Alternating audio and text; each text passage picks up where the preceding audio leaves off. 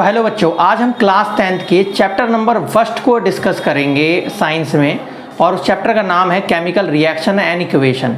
तो बच्चों, सबसे पहले हम ये जानेंगे कि केमिकल रिएक्शन होती क्या है।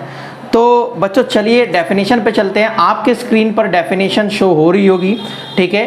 तो कहते हैं, ठीक है, the process in which a new substance with new property are form from the ones or more substance is called chemical reaction. कहने का मतलब ये है कि एक ऐसी प्रोसेस जिसके अंदर एक न्यू सब्सटेंस फॉर्म्ड होता है एक न्यू प्रॉपर्टी के साथ वन और मोर टू सब्सटेंसों का यूज कर, ठीक है। मैं डेली लाइफ का एग्जांपल मैं आपको बताता हूं। जैसे कि आप जब चाय बनाते हैं तो कई तरह के आप इंग्रेडिएंट्स का यूज करते हैं, आ गया, और उन इंग्रेडिएंट्स को यूज करने के बाद चाय हमारी बनती है, लेकिन जो चाय की प्रॉपर्टी होती है वो बिल्कुल भी मैच नहीं करती उन इंग्रेडिएंट्स से 100%, ठीक है। इट मींस आपने क्या करा, केमिकल रिएक्शन के थ्रू, ठीक है, चाय को फॉर्म्ड किया। तो केमिकल रिएक्शन एक प्रोसेस का नाम है, ठीक है, जिसमें होता क्या है कि एक या एक से ज्यादा सब्सटेंस के बीच में जब रिएक्शन होती है और एक थर्ड प्रोडक्ट क्या होता है, जनरेट होता है न्यू प्रॉपर्टी के साथ, तो उसी प्रोसेस को हम केमिकल रिएक्शन के नाम से जानते हैं, ठीक है बच्चों। तो आपके पास डेफिनेशन स्क्रीन पे शो हो रही होगी, ठीक है। और केमिकल रिएक्शन के अंदर अब चलते हैं। केमिकल रिएक्शन के अंदर दो पार्ट होते हैं, ठीक है, पहला रिएक्टेंट, दूसरा प्रोडक्ट। जो हमने इंग्रेडिएंट्स यूज करे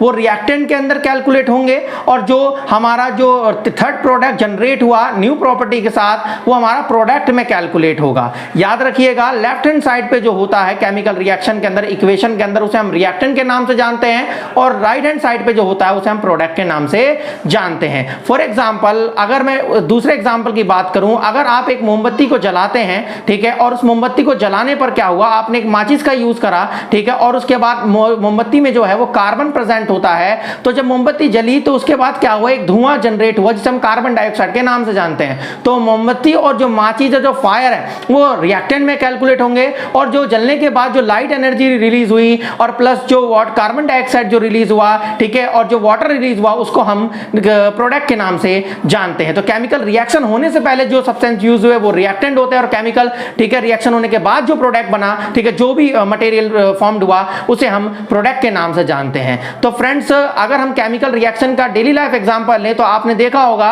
रेस्पिरेशन। जैसे हम सांस लेते हैं तो हमारे सांस लेने पे क्या होता है, हम ऑक्सीजन को गेन करते हैं और कार्बन डाइऑक्साइड को रिलीज करते हैं। ये भी रेस्पिरेशन भी जो होता है, हमारी सांस लेने की प्रक्रिया जो होती है, ये भी एक केमिकल रिएक्शन का ही एग्जांपल है। सेकंड एग्जांपल बच्चों समझते हैं।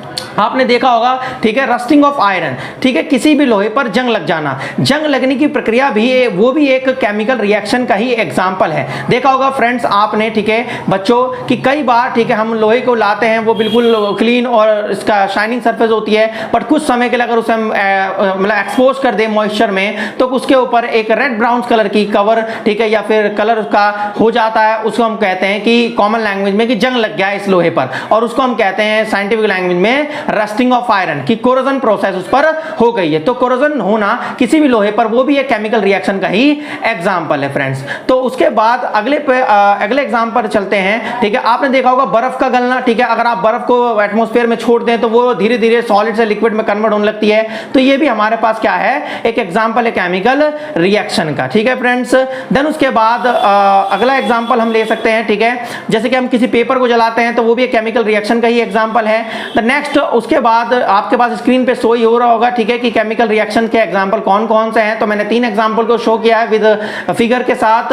देन उसके बाद चलते हैं कैरेक्टरिस्टिक्स ऑफ द, ठीक है, केमिकल रिएक्शन इन्वॉल्वेशन, कि भाई अब हम जानेंगे कैसे कि केमिकल रिएक्शन हो रही है। आ गया, कौन से वो पॉइंट्स हैं जिनको हम कंसीडर करके ये बता सकते हैं कि केमिकल रिएक्शन हो रही है या फिर नहीं हो रही। तो अगर फ्रेंड्स बच्चों, अगर मान लो कोई प्रोसेस हो रही है और वहां से इवोल्यूशन ऑफ गैस होती है, मतलब वहां से गैस रिलीज हुई, इट मींस वहां पे भी केमिकल रिएक्शन हुई है। तो कहने का मतलब यह है कि अगर कहीं पे भी, ठीक है, अगर कहीं से गैस रिलीज हो रही है अगर मैं किसी भी टाइप की, इट मींस वहां पर केमिकल रिएक्शन हो रही है। नेक्स्ट है उसके बाद, ठीक है, चेंज इन स्टेट। अगर किसी भी मैटर का स्टेट चेंज होता है तो वो भी हमारा केमिकल रिएक्शन में कंसीडर किया जाएगा फ्रेंड्स, ठीक है। नेक्स्ट है उसके बाद हमारे पास, ठीक है, इवोल्यूशन ऑफ गैस हो गया, चेंज इन स्टेट हो गया। देन उसके बाद चेंज इन कलर। अगर आप नींबू पे टर्मरिक मतलब हल्दी को अगर डालते हैं तो तो हल्दी का येलो कलर कन्वर्ट हो जाता है, चेंज हो जाता है रेड कलर में, वो भी एक केमिकल रिएक्शन का ही एग्जांपल है, चेंज इन कलर का।